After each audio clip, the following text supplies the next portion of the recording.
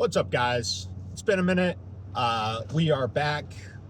It is almost springtime. You can tell that because instead of blizzards, we are getting freezing rain and sleet and nothing but cloudy days. So spring's right around the corner, guys. Hang in there. We're almost there.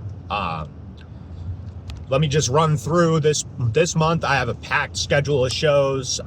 This weekend, I'll be at PokeaCon, which is rebranding as Collectors Takeover. That's going to be in Seekonk, Mass.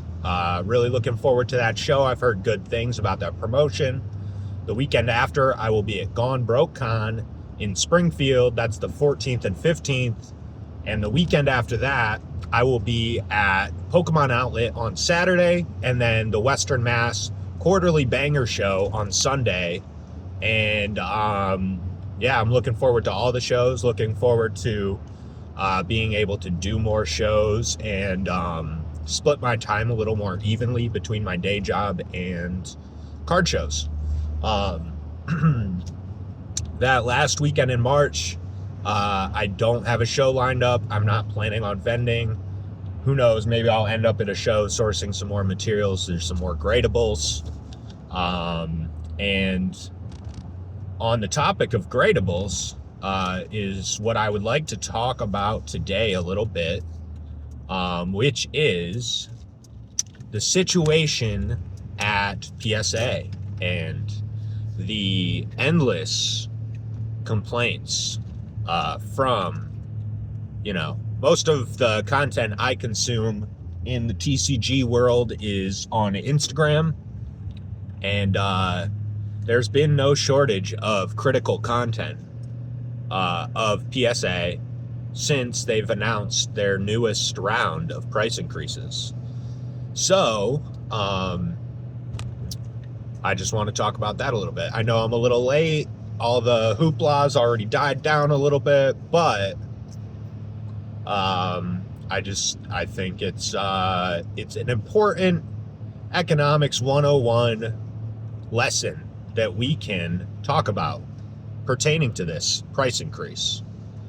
So, I'm not going to get into the scandals with Beckett and the buybacks and PSA selling their own cards. Those are kind of separate and distinct issues.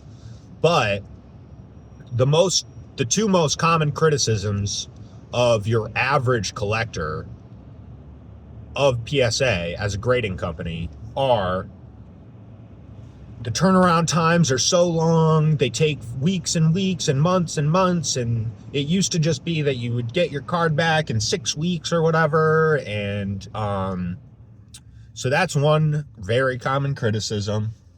And the other common criticism, especially right now, is the price increases. Oh, well, you used to be able to grade cards for $10, and now it's like $30 or $25, depending on where you submit, and blah, blah, blah, blah, blah. And at the beginning of this, just so I'm not caping too hard for PSA, I'm going to name this video something provocative like caping for PSA and blah, blah, blah. But just to be clear, either one of those criticisms by itself is perfectly reasonable. If you're an average collector, you like to grade some cards that you want to keep in your personal collection, but you wanted them back faster. Yeah, I get it. And you wish that it was cheaper. Yeah, I get it. However, if you're criticizing both of these things at the same time, then this is where our economics 101 lesson has to come in. Because this is a simple issue of supply and demand. So, just to get us into the topic here, let's assume, as is always a solid assumption to make when criticizing any capitalistic enterprise, any corporation, any economic actor, period, let's make the assumption that PSA wants to make the most money that they possibly can. So And that's a perfectly fair assumption. I'm perfectly comfortable with that. So, to make the most money that they possibly can, assuming that they are greedy, which is always the criticism of a corporation, in our world here, what do they need to do? Well, what would they like to do? They would like to charge the most amount of money that they can to grade cards, and they would like to grade as many cards as possible. See, the problem with those two things is that they're in conflict with each other. Because if PSA's standard fee for grading cards, like their baseline fee, was $100, the volume of cards getting graded with PSA would fall so much that it would actually decrease their revenue. Just let's go over that again. If they charged say they wanted to charge $1,000 just to go reducto ad absurdum. If they wanted to charge $1,000, their profit margin would be incredible, right? It would be like, well, it costed them, I don't know, say the whole production, whatever. It cost them like $100 per card even, which is ridiculous. Of course, it doesn't cost that much. But their profit margin would be incredible if they charged $1,000 per card. The problem is their volume would decrease so much, as in no cards would get graded for them at that price level, that their revenue would decrease because of the price increase, right? So companies are always playing this dance with their consumers. How much can we charge that doesn't decrease our revenue? They want to charge the most that they can per card, but the demand for grading cards with a company decreases in response to grading costs going up per card, right? So they're constantly playing this game. Where can we set our prices? How high can we set our prices where our revenue is not decreased because our volume has decreased, right? And obviously, if they increase the price level per card, demand will decrease marginally. So, another way now we're bringing this back out to our two criticisms here. The other criticism being, well, it's taking them too long. Well, they're decreasing demand by increasing price, which will, in effect, decrease turnaround times because there will be less demand, aka less cards going to PSA for grading. And so the turnaround time should get shorter because they have less volume. Unless volume doesn't decrease based on price demands or based on price levels. And if that demand doesn't decrease, well, then they're just acting in their self-interest as a company because people still are demanding to grade cards at that price level at the same volume. But this isn't happening. Their volume is going down. And so turnaround time should get better. It might take them a few months to catch up. Things are delayed in any economic scenario. Things don't flip on a dime. Like it takes time for things to adjust. So my point here is just that if you want to criticize the price increase, fine. But if you're simultaneously demanding that they turn things around as far as turnaround times, well, these are contradictory things. Like, let's say the inverse. Let's say they decreased prices, thus solving one of the issues. If it was $10 a card to grade cards, what do you think happens to turnaround times? They're going to go way up because way more cards are going to get graded through them. So if they decrease price, demand increases. And so Now that, people are going to start junk slab sending again. Oh, well, I can send every illustration rare that I want to, even if it's, it's a $5 card and a $10 grading fee. It's only $40 in a PSA 10. Well, that's a good margin, right? In the current situation, if it's $30 to grade a $5 card and it sells for $40, that's a terrible margin. And so people aren't sending those cards, thus decreasing demand, increasing the pace at which PSA can go through slabs and grade. So you can't criticize both at the same time. This is just like a misunderstanding of how supply and demand works. And this is, like I said, perfectly valid if you wish you could grade cards cheaper. Perfectly valid if you wish you could get your cards faster, but to demand both at once means you don't get how it works. You don't get the relationship between supply and demand. Let's use a different example just to illustrate this point in a different way. So, as we've already assumed, PSA, like all other corporations, wants to make the most money that they can. Now, of course, one of the incentives created by this is that they want the prices to be as high as possible. But in many scenarios, the most successful companies in the world, their business model is not actually low sales volume and high margins.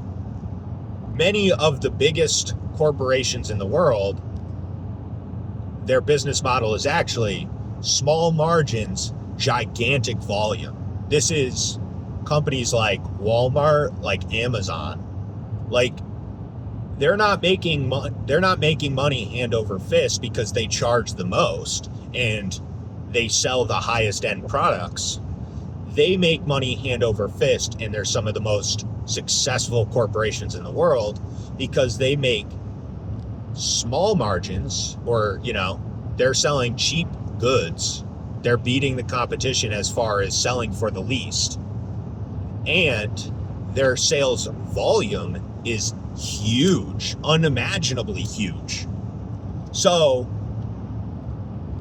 this relationship between volume and margin is something that you should really think about. And not only like in relationship to PSA's incentives, but when you're thinking about grading as an individual consumer, you should be thinking about this, because there's essentially two ways to make money grading.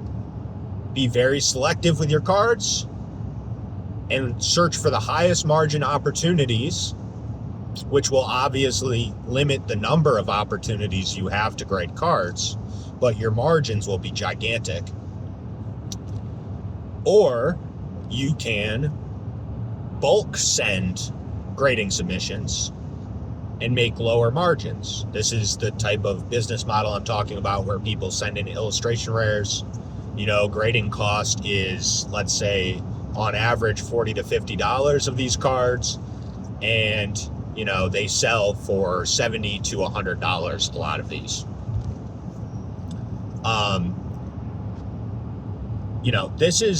It's not just that PSA's incentive structure is this way. It's that every economic actor, which consumers, vendors, people who grade for fun, like, we're all economic actors. You can separate corporate interests from individual interests, but they're not really different in the grand scheme of things. They're just, the scale is different. But you should be thinking about these relationships as well. Now, with PSA increasing their prices, your calculation has to change. That's the only thing that's changed for me when I'm grading cards. And truthfully, my business model when it comes to grading cards myself has never been, oh, I should send a ton of cards and add an this creates an extra 20 to 25% of value. Like, in my economic calculation of the hobby, this doesn't work for me. Like, there are people that do this, and many of them are successful, but the turnaround time doesn't work for me. It doesn't make sense for me. And the grading cost for a lot of these things doesn't make sense for me. I don't blame PSA because I can't grade cards for dirt cheap. Like, because I understand the relationship between supply and demand and how they're trying to find that balance of what can we keep up with and how much can we charge while still offering reasonable turnaround times. So I'm not sitting around like, oh, PSA, you screwed me out of money. It's like, I only grade cards where I'm going to make like 50% or more margin. And I really only focus on those things. If I see something and I'm like, oh, well, this is a guaranteed 10 and I'm increasing the value by 25%, I mean, I'm fine with that too, but it's got to be like guaranteed. I'm not going to take chances on low end cards because it doesn't make sense in my economic calculation. And you should just be thinking about it the same way. Don't send as many cards, focus on cards with higher upside. That's what makes sense from that perspective as far as grading cards with PSA right now. You know, be upset if you want to, but you're wasting time and energy being upset over something you have no control over. So, you know, that's your call, that's your prerogative. Do what you want to do. But that's my advice. That's how I would be looking at grading cards in the current climate. And you know, if PSA can figure out some way to increase the amount of volume that they can get through grading, believe me, they might drop prices if they can, you know, if they can run through way more volume and make more because there's heightened demand at a different price level, they will. So, but, you know, people can be mad at one thing or the other. Like I said at the beginning of the video, be mad at one thing or the other. But if you're mad at both, you just don't get it. It's like, should they? And the third thing in this equation here, right, is the only fix that allows for a drop in price and an increase in volume that they can push through grading. The only thing that fixes that is new graders. And what's the cost of new graders? Not the economic cost.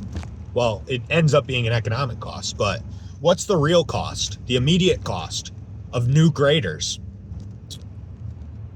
A lack of consistency in grading standards, because you have to train those people. Necessarily, new people becoming graders at PSA are not going to be as standardized as the current trained employees.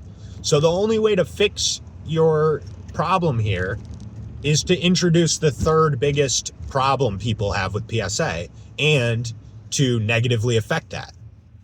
So I guess I'll keep this video kind of short, guys. I don't want to drone on and on about it, but just and I say this all the time. I feel like I'm just repeating myself, and that's fine. But an understanding, especially if you're going to be in the vendor space, if you're going to be a vendor and your goal here is to make money, like, you're the same exact type of economic actor that PSA is, just on a much smaller scale, or you're doing it wrong, you know? And a little understanding of basic economics 101 would go a long way for a lot of people in this space as far as their perspective and as far as their enjoyment of the hobby. Because if you see me at shows, I'm not one of these people that sits around and, oh, well, the prices and the pricing of grading and this and that. I don't complain about anything. I don't care. Price of Japanese goes up. Japanese sealed goes up. Whatever. Where's the margin? Can I make margin? If there's no margin, I won't buy it. Price of ETBs and booster boxes, it's going up. Supply is low.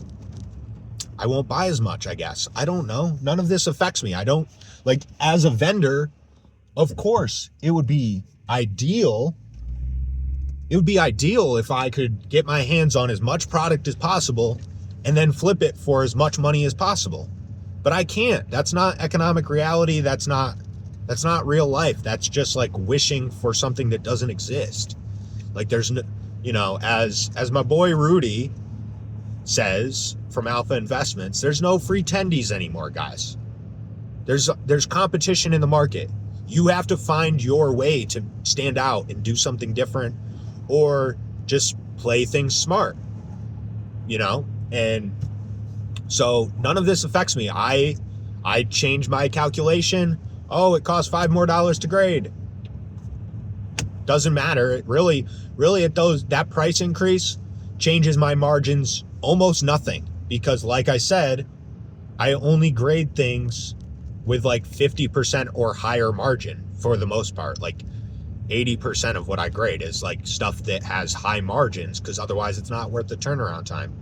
Otherwise I could make 3 flips and make a better margin on that one card or whatever.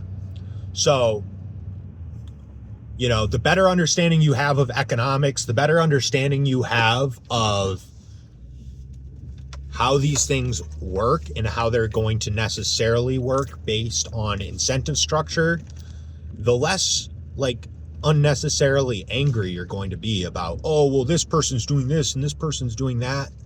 I don't care at all. Let them do it.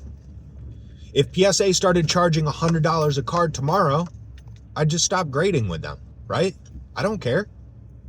And, you know, all my PSA slabs would go way up in price because there wouldn't be any new PSA slabs being introduced to the market. I don't know. There's just always a silver lining if you understand economics and incentives, and you should be looking for the silver lining, not, you know, because there's always like an upside and a downside to every economic situation. So, that's the video for today, guys. Let me know what you think. Am I caping? Am I,